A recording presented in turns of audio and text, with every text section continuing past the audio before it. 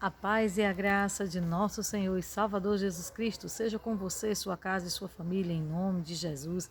Bem-vindo a mais um encontro com Deus, mais um devocional, onde nós marcamos um momento para estar meditando, crescendo, compartilhando a palavra do Senhor. Amém? Se você sentir no coração, deixe o teu like, compartilhe esse vídeo com outras pessoas que tenham a mesma necessidade que você, crescer na graça e no conhecimento do Senhor Jesus. Amém? Lembrando que se você sentir no coração, você pode se inscrever no canal, deixar o teu like, compartilhar esse vídeo. Você pode aqui nos comentários deixar o seu pedido de oração, deixar também a sua paz do Senhor, glória a Deus, louvado seja o nome do Senhor, o seu testemunho ou alguma dúvida que você tenha concernente à palavra de Deus. Amém? Em nome de Jesus. Nós estamos com o projeto Aplicação Pessoal, aplicando a Bíblia à minha vida e extraindo lições maravilhosas do reino de Deus para estarmos aplicando no nosso viver. Amém? Nós vamos hoje estar lendo o capítulo 14 do livro de 2 Reis, que diz assim: No segundo ano de Joás, filho de Joacás, rei de Israel, começou a reinar Amazias, filho de Joás, rei de Judá. Tinha 25 anos quando começou a reinar e 29 anos reinou em Jerusalém. E o nome de sua mãe era Joadã de Jerusalém. E ele fez o que era reto aos olhos do Senhor, ainda que não foi como Davi, seu pai. Fez, porém, conforme tudo o que fizera Joás, seu pai. Tão somente os altos se não tiraram, porque ainda o povo sacrificava e queimava incenso nos altos. Sucedeu, pois, que, sendo já o reino confirmado na sua mão, matou os seus servos que tinham matado o rei seu pai. Porém, os filhos dos matadores não matou, como está escrito no livro da lei de Moisés, no qual o Senhor deu ordem, dizendo: Não matarão os pais por causa dos filhos, e os filhos não matarão por causa dos pais, mas cada um será morto pelo seu pecado. Amazias feriu a 10.000 edomitas no vale do Sal e tomou a Selá na guerra, e chamou o seu nome Joquteel até o dia de hoje. Então Amazias enviou mensageiros a Joás, filho de Joacás, filho de Jeú, rei de Israel, dizendo: Vem, vejamo-nos face a face. Porém Joás, rei de Israel, enviou a Amazias, rei de Judá, dizendo: o cardo que está no Líbano enviou ao cedro que está no Líbano, dizendo: Dá tua filha por mulher, meu filho. Mas os animais do campo que estavam no Líbano passaram e pisaram o cardo. Na verdade, feriste os edomitas e o teu coração se ensoberbeceu. Gloria-te disso e fica em tua casa. E porque te entremeterias no mal, que cairias tu e Judá contigo? Mas Amazias não ouviu e subiu a Joás, rei de Israel, e Amazias, rei de Judá, e viram-se face a face em Bet-Semes, que está em Judá. E Judá foi ferido diante de Israel e fugiu cada um para a sua tenda. E Joás, rei de Israel, tomou Amazias, rei de Judá, filho de Joás, filho de Acasias, em Bet-Semes, e veio a Jerusalém, e rompeu o muro de Jerusalém, desde a porta de Efraim até a porta da esquina, 400 côvados. E tomou o ouro e a prata e todos os utensílios que se acharam na casa do Senhor e nos tesouros da casa do rei, como também os reféns, e voltou para Samaria. Ora, os mais atos de Jeoás, o que fez e o seu poder, e como pelejou contra Amazias, rei de Judá, porventura não estão escritos no livro das crônicas dos reis de Israel? E dormiu Jeoás com seus pais e foi sepultado em Samaria junto aos reis de Israel. E Jeroboão, seu filho, reinou em seu lugar. E viveu Amazias, filho de Joás, rei de Judá, depois da morte de Jeoás, filho de Joacás, rei de Israel, 15 anos. Ora, os mais atos de Amazias, porventura não está escrito no livro das crônicas dos reis de Judá? E conspiraram contra ele em Jerusalém e fugiu para Laques. Porém enviaram após ele homens até Laques e eles o mataram ali. E trouxeram ele em cima de cavalos e o sepultaram em Jerusalém, junto a seus pais na cidade de Davi. E todo o povo de Judá tomou a Azarias, que já era de 16 anos, e o fizeram rei em lugar de Amazias, seu pai. Azarias edificou a Elate e a restituiu a Judá, depois que o rei dormiu com seus pais. No 15º ano de Amazias, filho de Joás, rei de Judá, começou a reinar em Samaria Jeroboão, filho de Joás, rei de Israel, e reinou 41 anos. E fez o que era mal aos olhos do Senhor.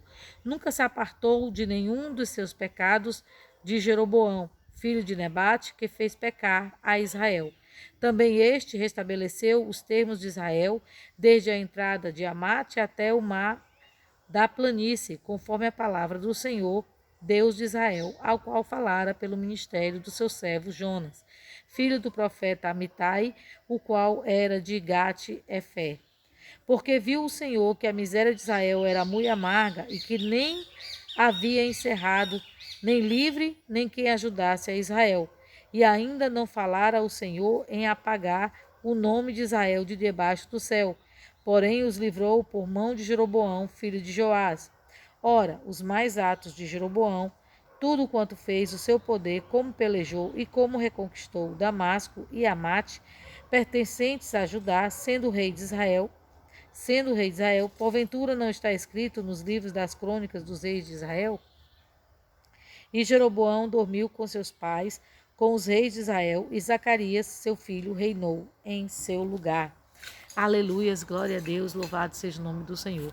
Mais uma vez aqui nós vemos reis que assumiram reinados, alguns fizeram certo, outros fizeram errados, mas com lições de vida para cada um de nós. Nós vemos que aqui houve aqueles que eram fiéis a Deus, que realmente queriam um compromisso com Deus, mas não foram tão fiéis quanto Davi. Por quê? Porque eles não derrubaram os altos, e nos altos ainda se sacrificava a deuses estranhos, porque ali não tinha supervisão dos sacerdotes.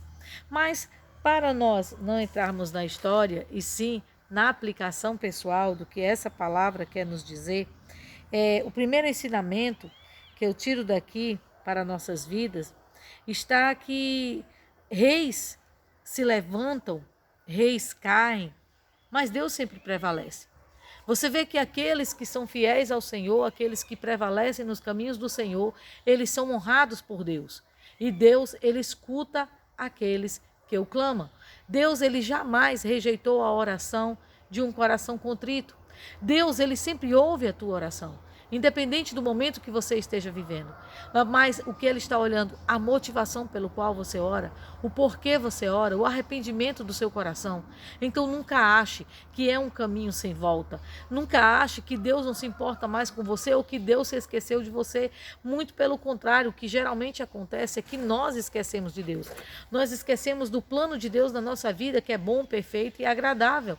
Mas nós temos que entender que o nosso Deus, ele sempre está prontificado a estar ali nos ajudando sempre que a gente se volta para ele. Nós tivemos aqui vários reis e o que é pior, irmão que se voltava contra irmão. E nós vimos um erro aqui fatal que eu achei muito interessante, foi quando aqui esse rei, né, que ele chega, né,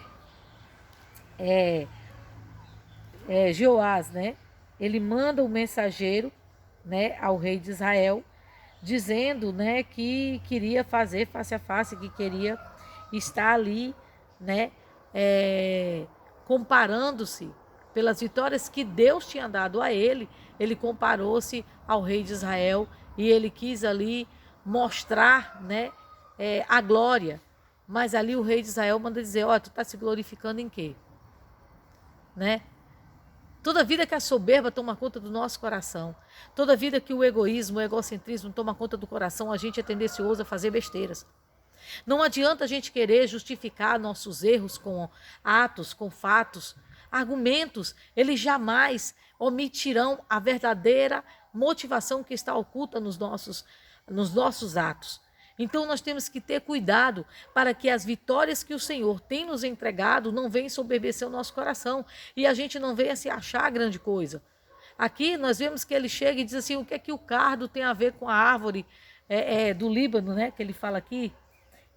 O cardo está no Líbano, enviou ao cedro uma mensagem. Quer dizer, ele quis dizer assim: olha, tu presta atenção. O que tem acontecido na tua vida não foi por tua causa, mas foi pelo amor que Deus tem a ajudar, né? E nós temos visto muito isso acontecer na vida de cristãos hoje. Pessoas que acham que são grandes coisas, quando na realidade é Deus operando através da vida dela.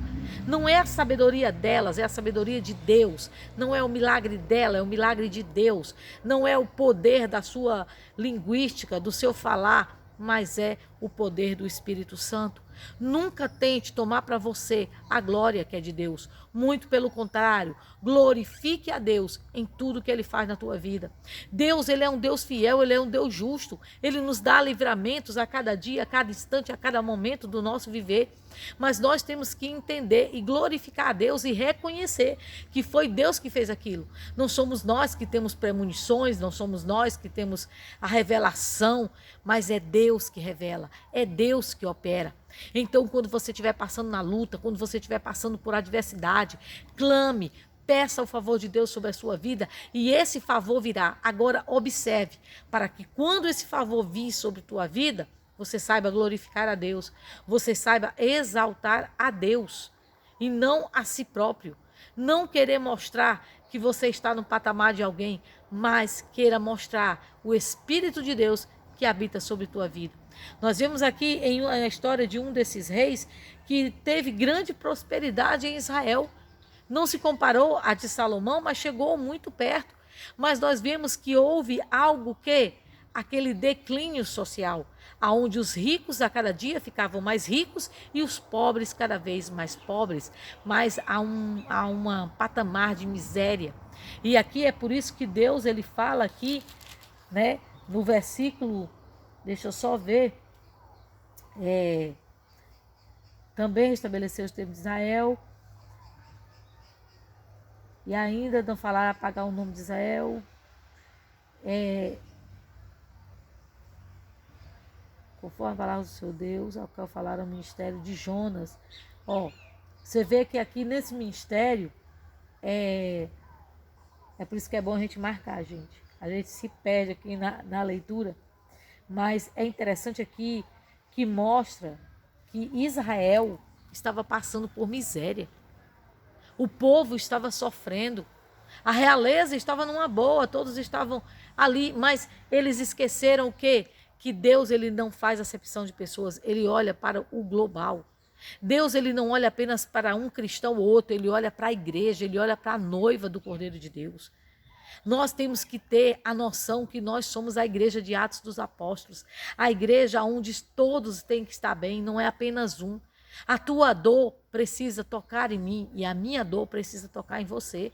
Nós temos que entender que a minha guerra é a sua guerra e que a sua guerra é a minha guerra. É por isso que nós não oramos um pelos outros, mas a gente ora um com os outros. A gente não fica assim de braços cruzados. Eu não posso ficar de braços cruzados esperando que você ore por mim e nem você ficar de braços cruzados esperando que eu ore por você. Mas nós nos unimos em oração e alcançamos a graça de Deus e a vitória do Senhor, ela é manifesta na nossa vida. Em nome de Jesus, vamos aprender com os erros desses reis, mas também vamos aprender com os acertos. Houve aqueles que começaram a fazer tudo direito, mas não fizeram por completo. Muitas vezes nós somos assim, nós somos fiéis a Deus em algumas coisas e em outras não. Mas Jesus, ele disse o quê? Que nós precisamos adorá-lo em plenitude. Mas essa plenitude vem de glória em glória sobre a nossa vida. Irmã, eu estava adorando a Deus, eu era uma pessoa fervorosa e hoje em dia eu não consigo mais ser. Você tem todo o poder através do Espírito Santo para voltar a ser mais do que você era. Agora, se você não tem hoje a determinação, se você não tem hoje a motivação, a coragem, é momento de jejuar, é momento de orar, é momento de fazer uma introspectiva. O que tem tirado o teu tempo com Deus? Meus irmãos, não se engane, sem oração, sem intimidade, sem jejum, não tem como a gente alcançar o patamar da glória de Deus. Por quê? Porque através do quebrantamento, Deus se revela a nós. Através da busca, a intimidade com Deus vem fazendo toda a diferença em nossas vidas. Não podemos deixar que o mal desse século tome conta de nossas vidas, como a ansiedade. Nós vemos que a ansiedade, ela é algo que se ela não tiver um controle, ela é ruim? Não. Nós temos que também não ser ociosos. Nós temos que ter a nossa dosagem de ansiedade, mas tudo com cautela e cuidado. Sabe por quê? Porque às vezes, sempre que a gente deixa a ansiedade tomar conta do nosso coração, ela é tão prejudicial quanto a ociosidade. Não fazer nada é prejudicial, mas fazer muito também é. Você vê um grande exemplo na palavra do Senhor. Nós temos ali aonde Jesus chega na casa de Marta e Maria. Ali era um momento de receber do Pai. Mas Marta, ela queria mostrar serviço, Marta, ela queria estar ali na prontidão, mas era momento de quietude. Era momento dela sentar, era momento dela receber do Senhor.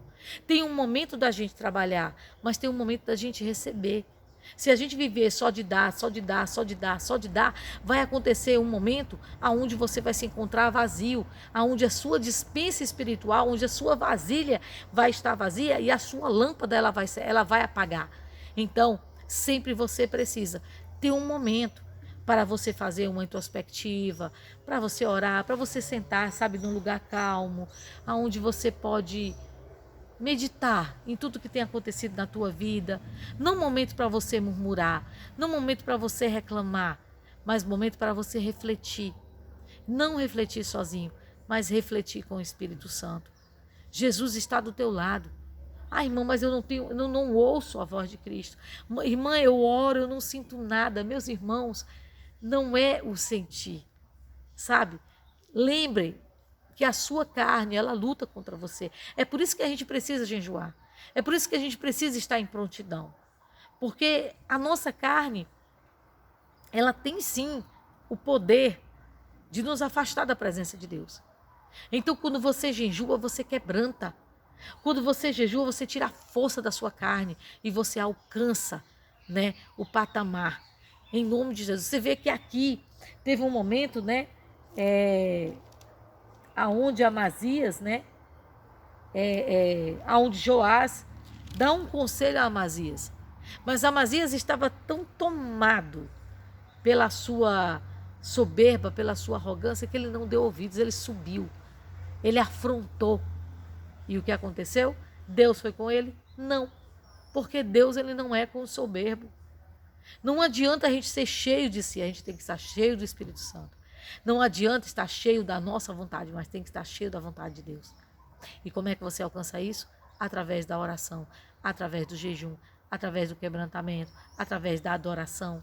Se você observar, o ímpio de manhãzinha cedo está ali, com o rádio ligado, com o telefone ligado, ouvindo as suas músicas, ouvindo as suas coisas. E por que a gente, cristão, fica tão ocioso? Por que a gente não também começa o dia adorando a Deus? Por que a gente não começa o dia cantando os hinos ao Senhor? Ah, irmã, eu fazia isso, mas hoje o meu tempo não dá. Dá sim. Não esqueça, a sua carne, ela tem ali, sabe, ela é doutorada, mestrada em dar desculpas. Não dê lugar às desculpas, dê lugar ao Espírito Santo. Chega de desculpa na sua vida. Se levante.